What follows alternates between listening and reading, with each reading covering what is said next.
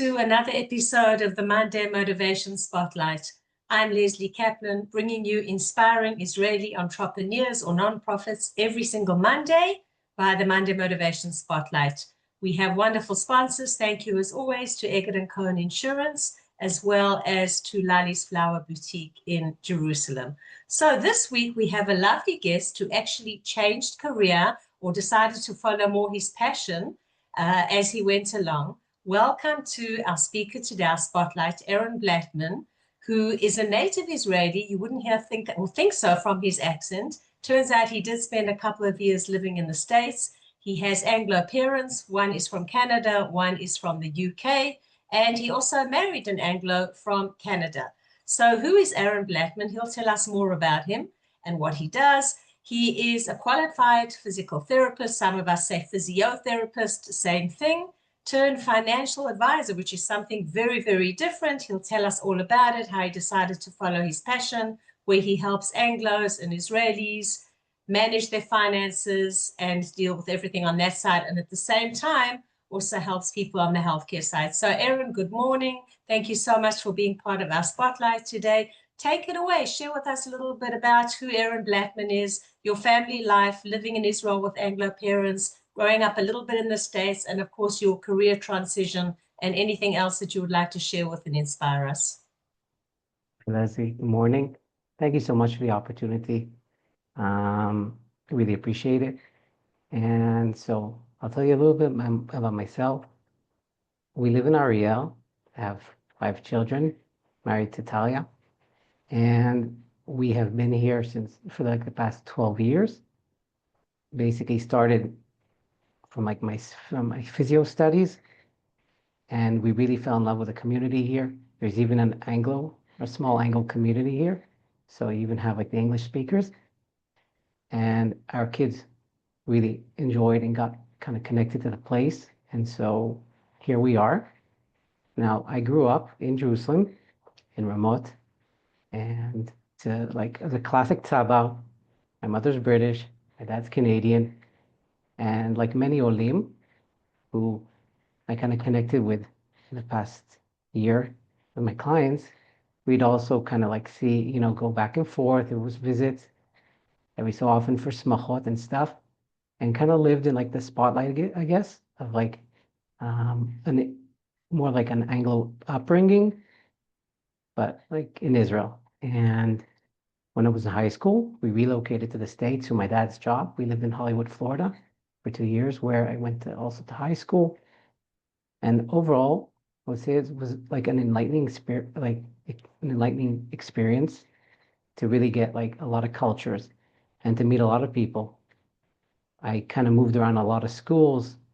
Here, finished high school, and then went there, started middle school, went to a new high school, came back, went to another high school. So I really changed schools many times, almost kind of like an army brat, and kind of just got to experience a lot of different people and a lot of different challenges, I guess, for a kid.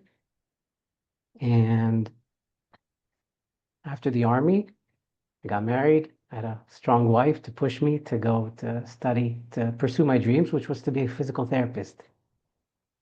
And so the past few years, been almost about 8 years now, I've been working as a physical therapist for various kupot and for hospital, really getting to know people and making good connections and kind of helping people like progress from a place where it could be very hard, could be very challenging if they have to rehab, and help them progress to do things that they want, to get back to living and to doing the things that they had stopped doing. The past 2 years, I guess, have really had an effect on me. I was in Miluim.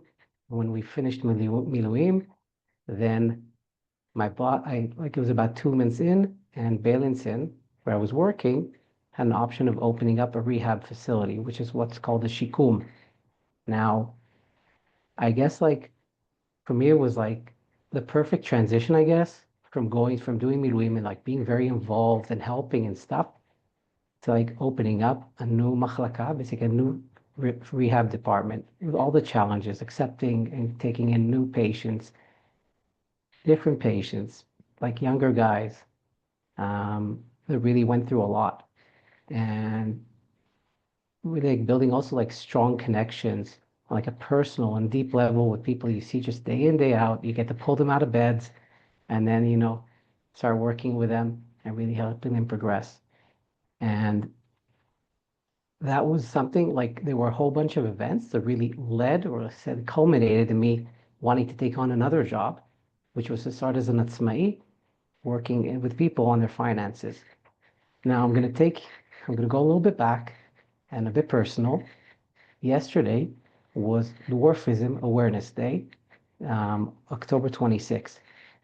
My 6-year-old, Elia, was born with achondroplasia, which is the most common form of dwarfism.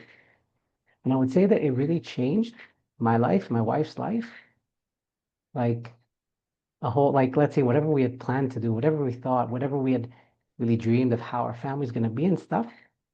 And it really brought on, obviously, like a huge blessing. And we love him to bits. He's the cutest kid ever. But it brought on like a whole other set of challenges we necessarily, as parents, as working people, weren't necessarily prepared for. There were a lot of health related issues. There were a lot of checkups just for pregnancy, towards the end of the pregnancy. I'm assuming anyone who's gotten, I would say, challenging news or some sort of a difficult diagnosis or something can relate to that, having to kind of go through the motions. The sleepless nights where you're uncertain what's going to be and what's going to happen. And Baruch Hashem, he was born 6 years old almost today. He just turned 6 about a month ago. And we have been blessed. But together with that came on many challenges, especially when it came to our work and stuff. There were a lot of medical visits, a lot of appointments. It was the height of Corona, and we were busy just juggling between. I was working in Kupat Cholim doing Corona tests and kind of juggling around taking him to different checkups and tests and doctor visits, appointments between various facilities across the country. And it kind of pushed us to start really trying to take control. We were scrambling for information to try to understand more about what does it mean to be parents to a child with dwarfism. We started getting together parents. We would go to hospitals. We'd see parents of to a little person, and we were like, hey, why don't you join this WhatsApp group that we just made? And we slowly like just started, in Hebrew we say lelaket, just really like gathering parents to kids and trying to really create like almost like a community. It is a very rare occurrence. There are only maybe between 1 and 4 children born every year with dwarfism. And it was like a challenge because how to get information, how to get the good information, how to be able to give, parents the recommendation, who's a doctor to see and which tests do they have to take. And so that was like the first thing that changed me as a therapist as well. Then now I was like on the receiving end.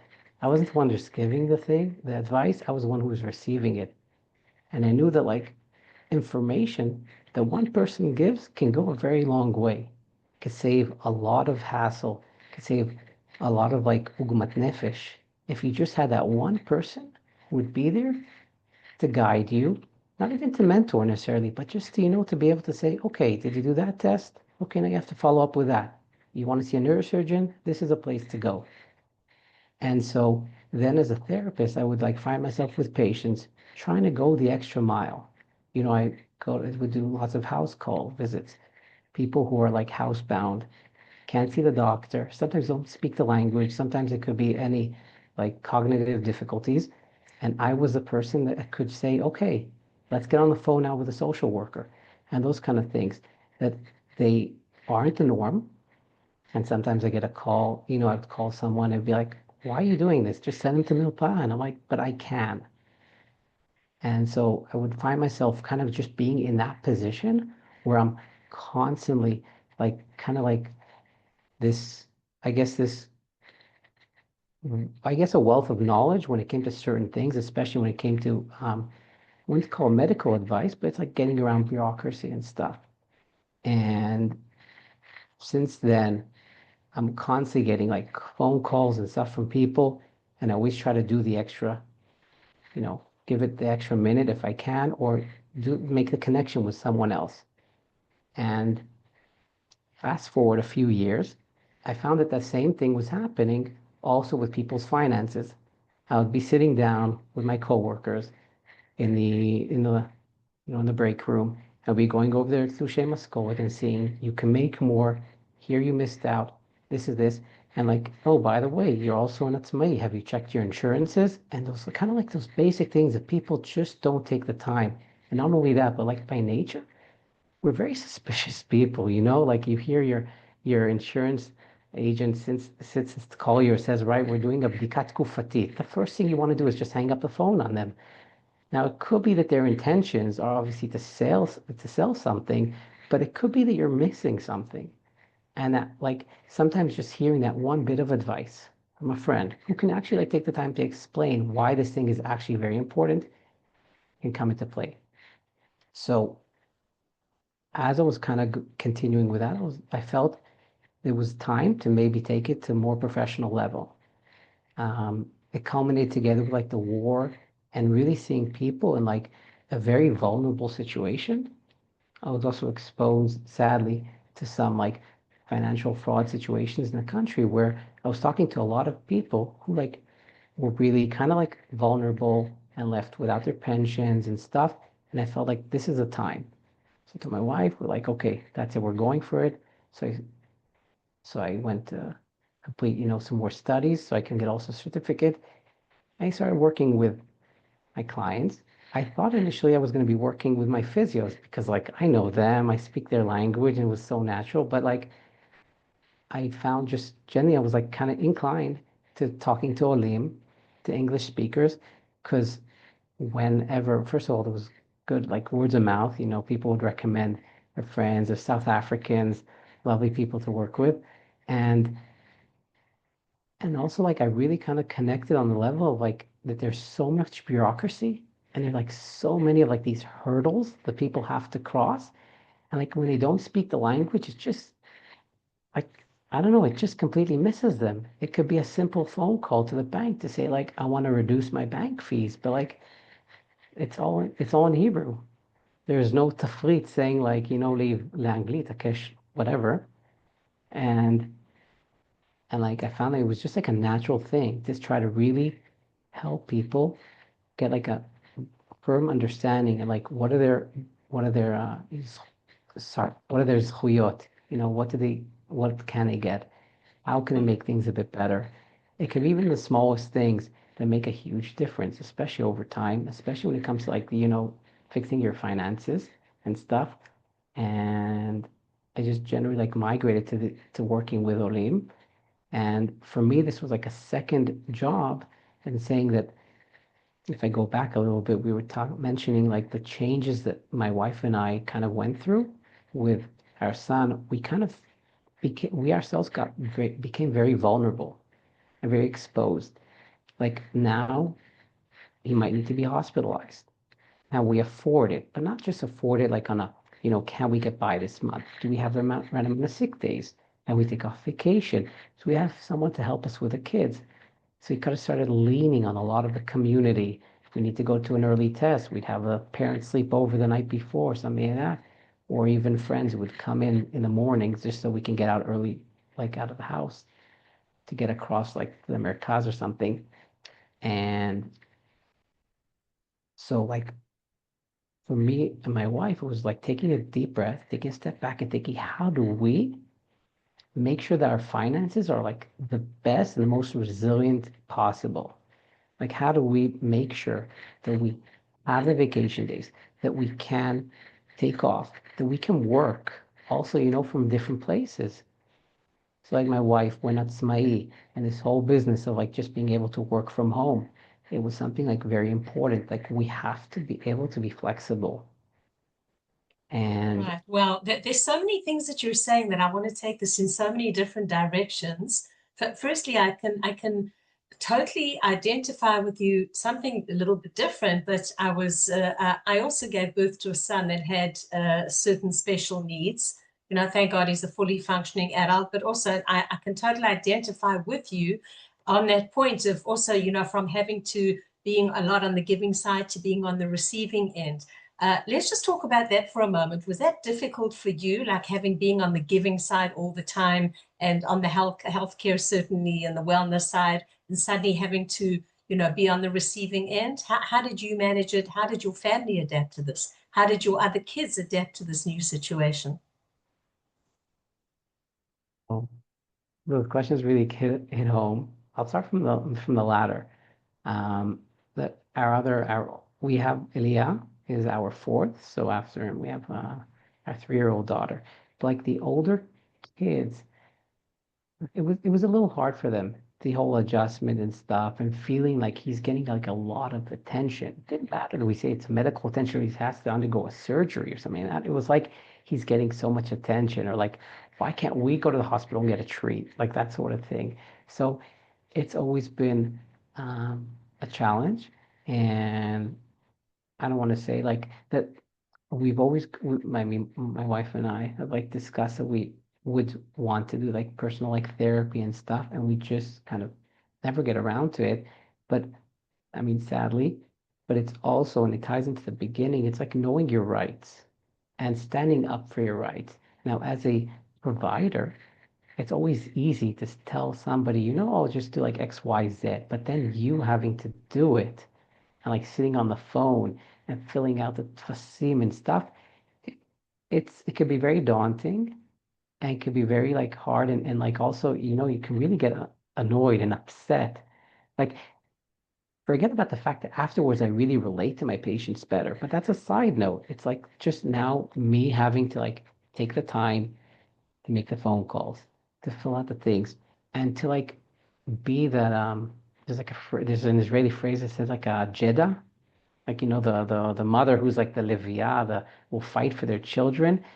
And it's like it's not me and my nature, like to get mad over the phone and something, but it's like then it's like, okay, I really have to step out of my comfort zone because this is for my son. So it was definitely a challenge. And we try. I mean, just today I was surprised. I was trying to get a hold of Misad B'riut in the morning and something, and like it was an emailing back and forth, and they responded like same day. And I was like surprised. I was like, wow, this worked. Right, right. Look, I think firstly also the fact that you were born into this wonderful world of being half Anglo, half Israeli, that you really have the best of both worlds. It seems that you can fit well into either world and certainly handle yourself the bureaucracies and certain things that need to be done, especially in a case like this. That being said, you're used to handling and managing it for your clients and other things, and now it's very different that you're having to do it for yourself. But you're right, it takes us out of our comfort zone. And I guess we develop skills, like either sink or swim, right? We develop skills to deal with these kind of things. And I'm sure that you've said to yourself, well, wow, I can do it, certain things. And maybe, we just stretch ourselves even more. It's like when we give birth to another child, we stretch ourselves. And when it's a child that has special care and special needs, we stretch ourselves even more. And you realize, wow, I can do it. Mhm. Indeed, I really relate to that. Yes. Right, right. Interesting, interesting. I want to go back a little bit with what you said when as a child, and then we'll move forward after that too. As a child, having moved different areas and changing schools, how did you find that impacted on you in terms of who Aaron is today, in terms of your personality? Because I guess it can go either one of two ways. Like either you become introvert and quite shy, or you kind of force yourself that you have to be extrovert and get to know other kids in a way that you wouldn't have to. It's building new relationships all the time. For sure. So I guess it kind of transitioned. I started as a very like introverted kid. I was very shy at school and stuff. And then kind of being tossed into the deep end, like one time after another. And I guess like at some point when I was in Florida, I realized like I'm able to do this. I'm able to make connections. I'm able to make new friends, like on a deep level as well. And then when I came back to Israel, I came back with this understanding like that I can like, this bitachon atzmi, that this is something I can handle. And it's Right, something I did, self-confidence. right? The self-confidence. that I have it. And I guess it was something that that a good thing that came out of like all these trips and stuff that really made me like get strong, especially when it came to my English. I guess I was a bit self. I had a lack of self-confidence when it came to English. I mean, yes, growing up in an English household and every so often flying to Canada in the summer, it wasn't the same as like, being able to read and write, to write on like a high school level in English is definitely a skill. And I would also say that I kind of, right now, bringing up my kids in Israel, I miss that American, the schooling system. I wouldn't say necessarily it's extreme, but it was like very demanding. I got a lot of skills from it especially when it comes to like the, writing skills and stuff, and then things that I wish that I could give my kids, or that maybe the school would be a little bit more challenging. Um, so that I took with me forever. But yeah. Right, right. Interesting though how you obviously felt very comfortable in the Anglo world that you landed up marrying an Anglo, because it could have gone either way, of course. And then your kids would maybe have been less fluent in English than what they are now, assuming they are. Mm-hmm. So when I was like dating, I thought initially like, okay, I need to marry an Israeli. I can't speak in English. It was like a thing, but when I was dating a few English speakers, I was like, these are the more mutzlach dates, and I felt it was more natural, you know, like conversing in English on a date. Whereas with my wife, it was like the opposite. She was like, oh, she was always used to dating Israelis. And I came along and initially just started speaking in English. She's like, I've never dated in English, even though she was Oh, just that's like so Canadian, funny. fresh off the boat. And till today, if I speak to her in Hebrew, she'll answer me in English. It's like, no, this is the path you've chosen. We are going to speak That's in English and it will interesting. be till the end. Yeah. Wow, that's interesting. All right, so let's now move it forward with your work as a financial planner consultant. Can you share with us a little bit about some of the tips that you give your clients? Anything that you'd like to share with us, taking into account that some of our viewers are Atzmaim, independent business owners, and others are not. So, in terms of general family tips or budgeting, whatever you'd like to share. So I've touched upon it in the beginning, like on things that have to do with building like resilience, okay? And it can come in different ways. So one thing would be like an emergency fund, like the basic way to cover anything, kind of like weather storms that come your way. And I kind of just recently realized when I was working with Olim that we're like mentioning, let's say, that they're just getting by, they're not even spending or splurging. But like then that one event that kind of like, God forbid, someone passes away and they have to fly, or there's a simcha, and it's like that one thing that's enough to just kind of like tilt the boat and send them spiraling. So, so my number one recommendation for anyone, especially somebody who has, family abroad, things for better and for worse can come up, is to make sure that they have an emergency fund and it covers not only their expenses, but like even that, that emergency travel that might come up. And it's something I don't even discuss with Israelis, but like this is something that I think is very important for Olim. Now I mentioned, like resilience, that comes also like your insurances and your pension. These are things that aren't discussed enough. Let's say, for example, a pension being more than just making sure you have something when you retire, but it's supposed to give you an insurance if something was to, God forbid, happen now. If you couldn't work, it's what's called Ovdan Kosher Avodah. And if, God forbid, you were to pass away, your spouse, your children um, will get stipends. Now, with some people that like, especially at Smaim, it's like that feeling that you have to, it's not like just that money's torn away from you every month. It's hard. It's like it's brutal almost. You feel like, you bring in whatever you bring in and it's almost cut in half. And so many people, well, especially I saw from the physios, but like especially most people kind of opt, maybe if they put something in their pension, it'll be minimal, if at all. And it's something that's very important. But why does that happen? I think sometimes it just happens from lack of understanding. Meaning, it even takes the one explanation, like sitting down, like saying, hey, listen, your pension is more than just, making sure that you're set in the future. What happens to you what would happen if, God forbid, you couldn't work now? What would happen if, God forbid, your spouse couldn't work now? It involves, doesn't like, it just involves looking at the numbers, understanding it, and like really like doing like a risk management, Like, can I afford, God forbid, not have an income? Or can I afford to have a partial income because I'm just partially insured? So it's something I would tell everyone to really take a moment to sit down with their, agent. And if they don't have, can obviously recommend someone great. Um, but like just to take a moment to sit down and to think, worst case scenarios and kind of work through them and decide what, fits you best. Those are like two things. And again, the idea of like understanding how you can like build your own financial resilience. So it will be that emergency fund. It'll make sure that your insurances are accounted for. And then you start kind of building, I guess, like Shrek talks about like ogres have layers. So we want to build like our financial, like these barriers, things that can protect us and kind of work towards the future. So, you have something in the immediate to take care of you. But now, in the short term, it could be the long term.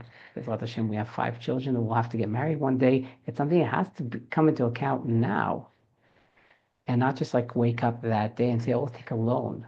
Israelis really like taking loans. That's another tip that I can say is that like trying to avoid like heavy debt or at least mounting heavy debt. People get into like the trap of tashlumim. Say, oh, I can just divide into 12 tashlumim.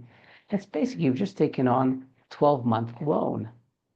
Exactly. We always used to joke when you're doing these large shopping sprees for the Chagim, if you do it even over 6 months, but then you got another You Chag have in another another chag. 6 months, or next month you're doing more shopping and the following month. So then it just accumulates. Totally. I've had clients who've had like, I don't know, it could be a vacuum. The vacuum already broke, but they're still paying it off. And Right, it's like, and right. in So your do head, I'm you like, do but you recommend not to do tashlumim, like whatever you can't afford to buy now, pay for it in one payment, or does it really depend on the situation? it would depend on the situation and the person, I guess, because like it would start with like with any process with really like, nailing down their cash flow and understanding what do we have to work with. And then like pointing out, oh, you're still paying off that thing. Like just like, note to self and like trying to even to have like a timetable. Now, if things come up, and I mean, we're all human beings. I can have clients who are trying to work, we are trying to work together on like, the nitty gritty things. We have a WhatsApp group with the, both spouses and stuff. It's like, okay. And then like we'll come to a monthly meeting and be like, yeah, this thing came up. We just like, spent 5,000 shekels. And I was like, we could have talked about it. But things happen. And that's why I really recommend, like just making sure you have reserves, which How also much involves like, reserves? When you talk about reserves, when you talk about an emergency fund, I've heard different numbers. Do you normally talk about 1 month's salary, 2 months, 3 months salary? so I think it would really depend on your situation, your family situation, just like how, um, like how shavriri your situation is. Let's say you're on How atzmai, fragile your how situation fragile your is. situation is. Let's say Right. you're on Some of atzmai. our viewers may not have a good Hebrew, which is I'm why I'm sorry. adding some Thank you. Thank you. English every now and then. So, let's say you don't have, let's say you're not SME, okay? You're basically, this is your business. And you can have months where they're great and some months are less, and that inconsistency can be really problematic. Now, I'm specifically talking to SME because I've seen like there are so many of these issues that come up.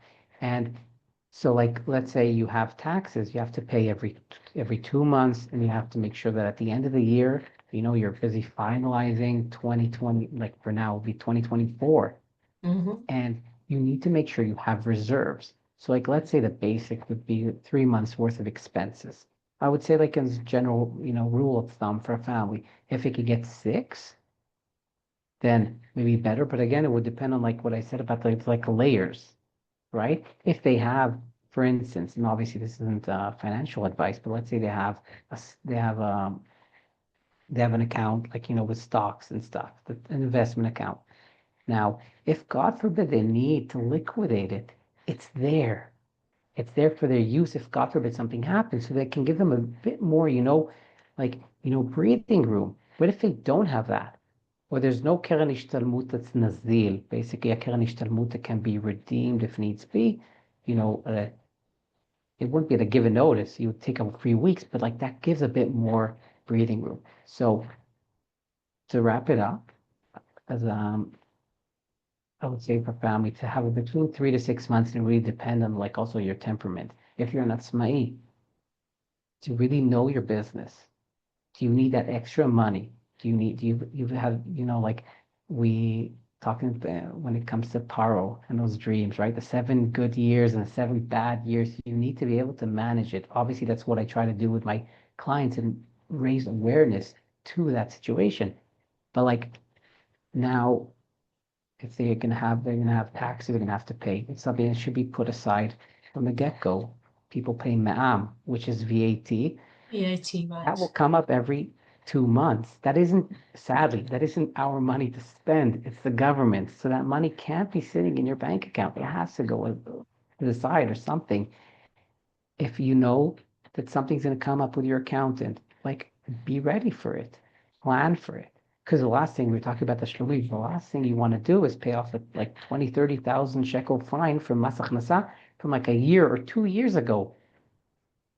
It could Right, really right, exactly. I set you think that's back. one of the, by the way, that kind of thing, and also the risks today that, we have many people have more than one credit card. Some are bank related, some are not bank related, and it looks so easy to defer your payments that you can just defer it for a month or two, and then the amalot or the rebate and the amount of interest is so high on it. So what would you, just to wrap up on the financial side before we wrap up, what would you recommend to people in terms of that? We already said about not spreading ourselves too thin and taking on too many payments in terms of the balance of actually deferring payments or taking on a loan versus if you need to use your overdraft facilities. What do you recommend to your clients regarding that? I see that with many, many of my clients. It's often they're in that situation of what to do. Sure.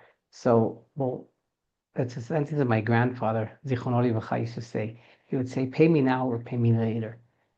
At the end of the day, like you really have to understand what your situation is like. Is this your money? Or are you already taking on debt to try to avoid, obviously, I wouldn't say avoid debt at all costs, but to know whether you can actually, maintain this over time, because especially for people with family and kids, it could be very detrimental. So it's almost like it's very tempting to take on more debt, to defer payments. So really keep in mind that pay me now or pay me later. And sadly, that later tends to be worse. So like really knowing your finances, taking the time, writing everything down, even like on a simple Excel sheet, and understanding where you can go, your wiggle room, and planning for the future, especially for a rainy day. Right, absolutely.